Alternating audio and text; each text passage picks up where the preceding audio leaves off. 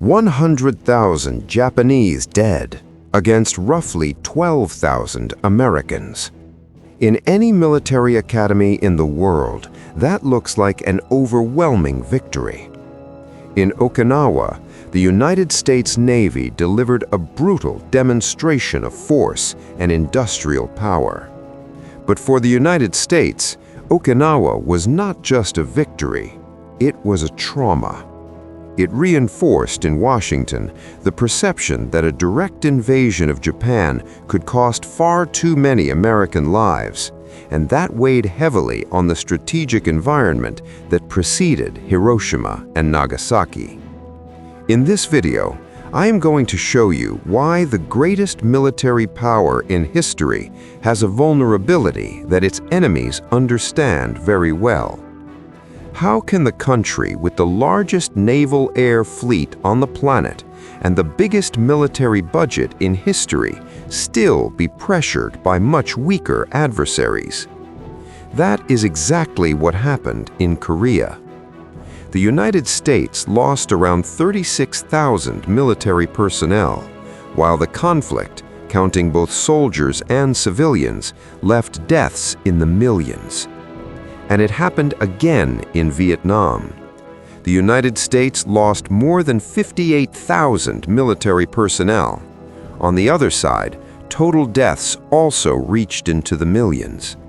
And the scale of destruction unleashed by Washington became one of the largest ever carried out by a modern power. Militarily, American firepower was overwhelming, but politically, the war became too expensive. Here is the fundamental difference between systems. Authoritarian regimes, military dictatorships, or revolutionary movements can absorb massive human losses without immediate political collapse. They do not have to answer to a free press, to upcoming elections, or to public pressure in the same way that a democracy does. The United States does.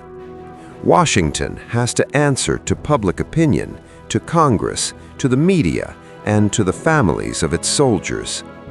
From a human point of view, that is a strength, but from a strategic point of view, it also creates a vulnerability.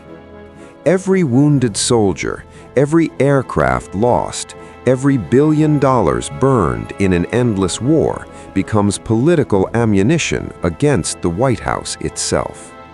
And this logic becomes even clearer when you look at the other side. Iran took devastating losses from the very beginning of the war. Supreme Leader Ali Khamenei was killed in the opening hours of the operation. Other key figures in the military and political hierarchy were also eliminated. Trump went on to say publicly that Iran's Navy and Air Force were practically destroyed, and much of its missile and launch structure had been severely degraded. Even so, Iran kept attacking, including Israel, Gulf partners, and American assets in the region. Because for authoritarian or revolutionary systems, the central question is not always how much did we lose. Very often the question is, can we still keep going? And this is not just historical theory, it happened now.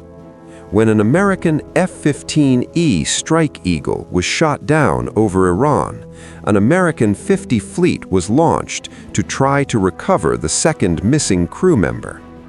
During the mission, American helicopters were hit by Iranian fire. An A-10 also went down after being struck, and other equipment was lost as well. That does not prove military weakness. It proves that for the United States, the life of the service member is not just a human value, it also carries political, strategic, and symbolic weight.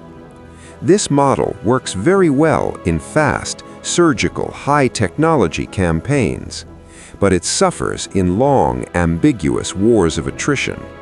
Because in that kind of conflict, the enemy is not looking for a military knockout, it's looking for political exhaustion. In the end, the great question for the 21st century is not whether the United States has more firepower. That is a fact. The real question is this: can the United States still turn military superiority into political victory? Or have its adversaries already understood that all they have to do is prolong the pain until Washington loses the will to continue?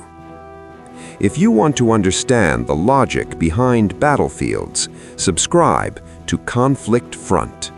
Here, you follow the conflicts that move the world.